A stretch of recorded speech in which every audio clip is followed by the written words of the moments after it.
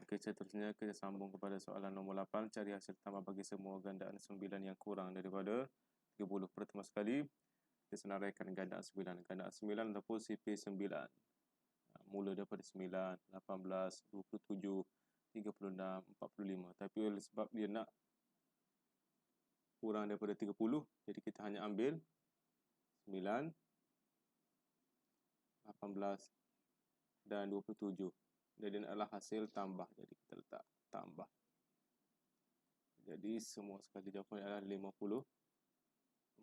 Jadi 2 markah. Sini 1 markah, sini 1 markah. Jumlah dia adalah 2 markah. Okey, seterusnya soalan nombor 9. Padankan nombor dengan jenis-jenis nombor. Okay, sekarang ada 3 jenis nombor, iaitu nombor genap, nombor ganjil dan nombor perdana. Okey, pertama sekali nombor genap adalah nombor yang boleh dibahagi tepat dengan 2. Dapat dia 12 dan 14. Okey, seterusnya nombor ganjil, iaitu nombor yang tidak boleh dibahagi tepat dengan 2. Okey, jadi dapat dia 11, 13 dan 15. Manakala yang seterusnya adalah nombor perdana, iaitu nombor yang hanya boleh dibahagi tepat dengan dirinya sendiri dan 1. Okey, jadi dia pertama sekali 11 dan yang kedua 13. Okey, jadi awak betul ke tiga-tiga ni? 1 markah, 1 markah, 1 markah, jumlah dia 3 markah. Okey, seterusnya nombor 10. Cari hasil tambah JSTK dan FSTB bagi 8, 12 dan 13. 32. Okey, jadi untuk yang ni pertama sekali ada 2 benda yang kita kena cari dulu, iaitu JSTK dan FSTB. Okey, cari dulu JSTK bagi ketiga-tiga nombor. JSTK. Pertama sekali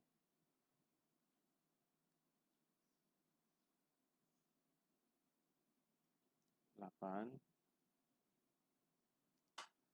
12 dan 32. Ketiga-tiga ni adalah nombor genap, jadi kita boleh bahagi 2, 8 bahagi 2, 4, 12 bahagi 2, 6, 32 bahagi 2, 16. Okay, masih lagi nombor genap, kita boleh bahagi 2, 4 bahagi 2, 2, 6 bahagi 2, 3, 16 bahagi 2, 8. Okay, sekarang ada satu nombor ganjil, tetapi untuk JSTK kita boleh turunkan yang mana tak boleh dibahagi. Sekarang 2 dengan 8 boleh bahagi 2. 2 bagi 2, 1. 8 bahagi 2, 4. 3 tak boleh bahagi, kita turunkan sahaja. Jadi tinggal 1, 3, 4.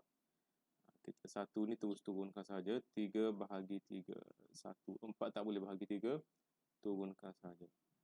Last sekali bahagi dengan 4. 1 turunkan, 1 yang ni turunkan, 4 bahagi 4, 1. Jadi JSTK-nya adalah ambil ni, semua yang sebelah tepi ni. Sama dengan 2 darab 2 darab 2 darab 3 darab 4. Jawapan dia untuk JSTK ni adalah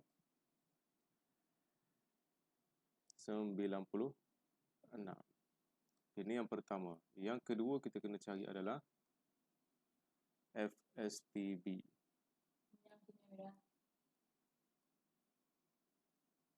Guna kaedah yang sama, iaitu kaedah pembahagian berulang. 8, 12, 32. Okey, bahagi 2, 8 bahagi 2, 4, 12 bahagi 2, 6, 32 bahagi 2, 16. Bahagi 2 lagi. 4 bahagi 2, 2, 6 bahagi 2, 3, 16 bahagi 2, 8. Okey, sampai setakat sini untuk FSTB dia tak boleh diturunkan, yang mana kita tak boleh bahagi. Maksudnya kalau nak bahagi, semua ketiga-tiga nombor ni boleh membahagi tepat. Tapi sekarang kalau nak bahagi 2, 3 tak boleh bahagi kan. Jadi setakat tu sahaja untuk FSTB. Jadi dia punya jawapan dia adalah, kita ambil yang sebelah sini sahaja. 2 darab 2 sama dengan 4. Okay, habis untuk kita dah tahu setiap nombor. JSTK 96. Manakala FSTB 4. Okey, sekarang kita hasil tambah. Jadi kita ambil dua nombor ni. 96 tambah 4.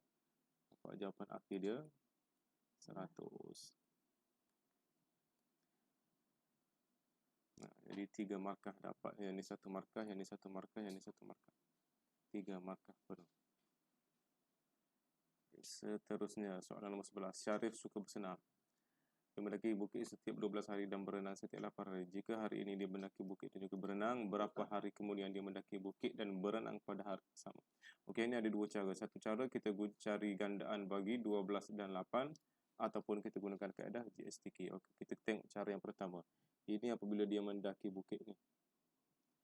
Ini apabila dia berenang. Okey, dia mendaki bukit setiap 12 hari. Jadi kemudian pada hari ke-24. Kemudian pada hari ke-36. Ini. Ini dia mendaki bukit berenang setiap 8 hari. 8, kemudian seterusnya pada hari ke-16. Kemudian seterusnya pada hari ke-24 dan seterusnya. Sekarang kita tengok nombor yang sama untuk gandaan sepunya.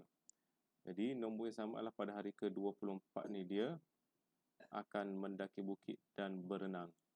Untuk hari yang sama. Dua aktiviti dia akan buat. Ataupun kita juga boleh gunakan kaedah terus cari GSTK. GSTK bagi 8 dan 12. 8 bagi 2, 4, 16, 12 bagi 2, 6. Bahagi 2 lagi. 4 bagi 2, 2, 6 bahagi 2, 3. Bahagi 2. 2 bagi 2, 1. 3 tak boleh bagi 2, turunkan. Dan last sekali, bahagi 3. 1 turunkan 3 bahagi 3, 1. Jadi jawapan dia 2 darab 2 darab 2 darab 3.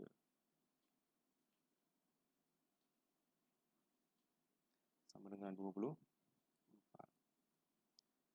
Mana-mana satu jalan kerja yang boleh. Yang ni pun betul, yang ni pun betul. Jadi untuk soalan A, 2 markah. Soalan B. Di satu persimpangan terdapat 3 lampu isyarat. Okay, sekarang ada 3 lampu isyarat. Lampu isyarat pertama, bertukar merah setelah 18 saat. Lampu isyarat yang kedua setelah 16 saat. Dan lampu isyarat ketiga 24 saat. Bilakah kesemua lampu isyarat itu akan bertukar merah serentak sekali lagi? Okay, jadi sama juga macam cara soalan yang atas. Ada dua kaedah. Sama ada kita cari gandaan bagi setiap lampu isyarat ataupun terus cari GSTK. Okey, katakanlah kita guna cara yang pertama. Lampu isyarat pertama, lampu isyarat kedua, lampu isyarat ketiga. Untuk lampu isyarat pertama, dia bertukar setiap 18 saat. 18, 36, 54, 72, 90. Okey. Buat dulu. Okey, sampai soalan betul. Setakat tu okey, cuba untuk lampu isyarat kedua setiap 16 saat. 32, 48, 64, 80, 96. Okey, cuba lagi. Okey, soalan untuk lampu isyarat ketiga. 24, 48,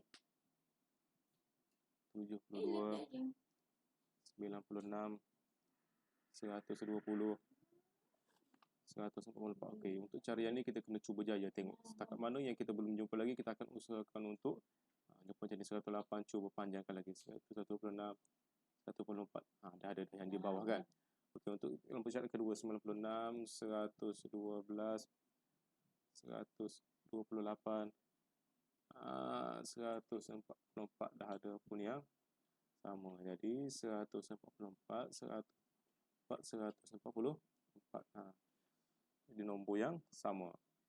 Maksudnya setelah 144 saat, barulah ketiga-tiga lampu isyarat ni akan apa dia tu? Bertukar pada masa yang sama. Okay. Ataupun cara yang kedua, cara yang lebih senang, kita gunakan terus kaedah pembahagian berulang. 18, 16, 24. Okay, bahagi 2 dapat 9, 8, 12. Okay, kesemua ni ada dalam CP3, jadi kita bahagi 3. 8 tak ada, jadi turunkan dulu 8. 20 bahagi 3, 4. 3, 8, 4. Okay, bahagi 4. 3 tak boleh, turunkan 8 bahagi 4. 2, 4 bahagi 4, 1. 3, 2, 1. Bahagi 3. 3 bahagi 3, 1. 2 tak dapat, turunkan 1. Ini bahagi 2 pula. 1, 2 bagi 2, 1. 1 turunkan. Jawapan dia kita ambil sebelah sini. STK sama dengan 2, 3 darab 4 darab 3 darab 2 sama dengan sama juga 144. Okay, mana-mana satu kaedah yang kita gunakan, semua dapat markah. Mana guna kaedah ni ataupun kaedah ni, semuanya dapat 144. Jadi 2 markah untuk soalan B. Soalan C. JC menyediakan sebuah hadiah yang mengandungi pensel dan gula-gula untuk rakan-rakannya. Sebuah kedai menjual 15 batang pensel sekotak dan 20 biji sebungkus. Dia ingin membungkus pensel dan gula-gula dalam kuantiti yang sama dalam setiap bungkus hadiah. Berapakah bilangan bungkusan gula-gula yang minimum? Okey, ni kata kunci dia. Minimum. Okey, berkaitan dengan minimum, paling sedikit, paling kurang, kan? Semua tu merujuk kepada GSTK. Gandaan sukunya terkecil. Kenapa kecil? Sebab minimum. Minimum ni kan paling kecil. Jadi kita guna GSTK. Terus kita boleh guna. Kalau nak guna kaedah yang pertama yang macam atas pun boleh, tapi memakan masa. Okay, jadi kita terus guna kaedah pembahagian berulang. 15, 20. Bahagi 5 tu sebab ada dalam CP5 kan. 15 bahagi 5, 3, 20 bahagi 5, 4. Kemudian 3 dengan 4, bahagi 3 dulu. 1, 4 tak boleh bagi 3, turunkan. Kemudian bahagi 4. 1 turunkan, 4 bahagi 4, 1. Jadi jawapan kita adalah sama dengan 5 darab 3 darab 4 sama dengan 60. Okey, sekarang 60 ni adalah bilangan yang mana bilangan pensel pun 60, gula-gula pun 60. Tetapi soalan dia kata berapakah bilangan bungkusan bilangan bungkusan gula. Jadi 60 ni adalah bilangan gula-gula. Sekarang kita nak bilangan bungkusan. Jadi bilangan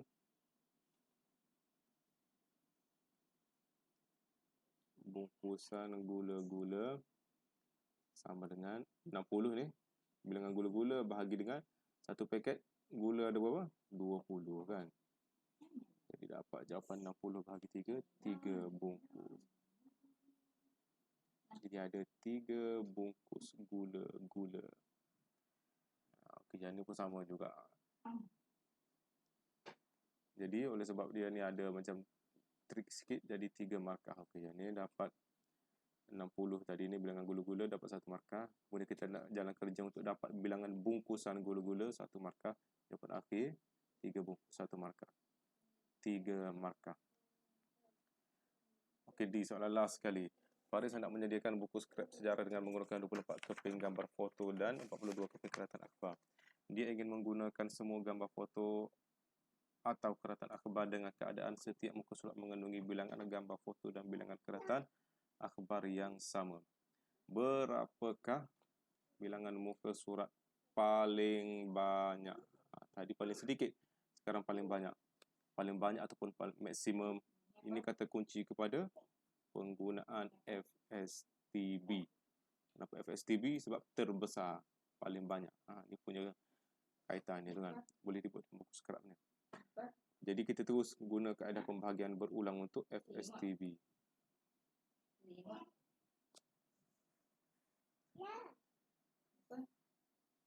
FSTB dia ada berapa? 24 dan 42.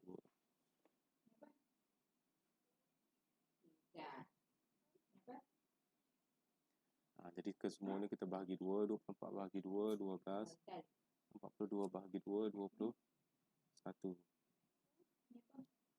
Kemudian bahagi 3 pula, 12 bahagi 3, 4, 21 bahagi 3, 7. Okey, untuk FSTB dia tak boleh berhenti lah sebab tak turun lagi.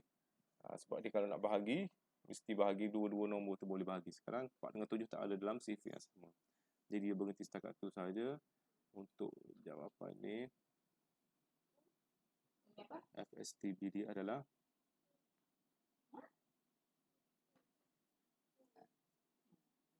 okey, sebelum tu tapi dia nak bilangan apa dia tu? FSTB kan. Okey, 2 darab 3. Okey, tengok yang bawah tadi tersilap. Sekarang yang atas ni dia nak berapa muka surat paling banyak FSTB. Jadi kita ambil sebelah kiri ni 2 darab 3, 6. Jadi 6 muka surat. Maksudnya buku skrap tu kita boleh buat 6 muka surat paling banyak. Okay, yang kedua,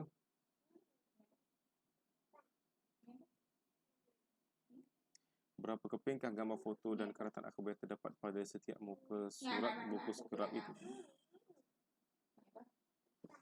Okey, kita tengok dulu yang atas dulu, okey. Kita kena faham apa ni 24, 12, 4, 42, 21, 7 ni. Ini merujuk kepada yang 24 ni apa dia? Gambar foto. Yang 42 ni karatan akhbar. Semua yang bawah ni. Ni gambar foto ni. 24, 12, 4, 42, 21, 7 kan. Tu semua merujuk kepada dia punya bahagian dia. Okey, sekarang gambar foto yang digunakan pada setiap muka surat tu adalah 4 keping. Manakala karatan akhbar 7 keping. Kita ambil yang bawah ni 4 dengan 7. Okey. Jadi 3 markah juga pertama sekali untuk yang ni, 1 markah. Untuk gambar foto 4 keping 1 markah, karatan akhbar 7 keping 1 markah. Jadi jumlah dia adalah 3 markah. Jadi keseluruhannya semua ni awak akan dapat kalau kira dia punya tu soalan dia jumlah semua sekali total dia adalah 40 markah kan, total dia. Jadi per dengan 100 40, kalau betul semua sekali 40 per 40 dapat darab dengan 100, jadi 100%. Okey, jadi awak boleh semak awak punya markah untuk ujian 1. Okey, sekian, jumpa lagi.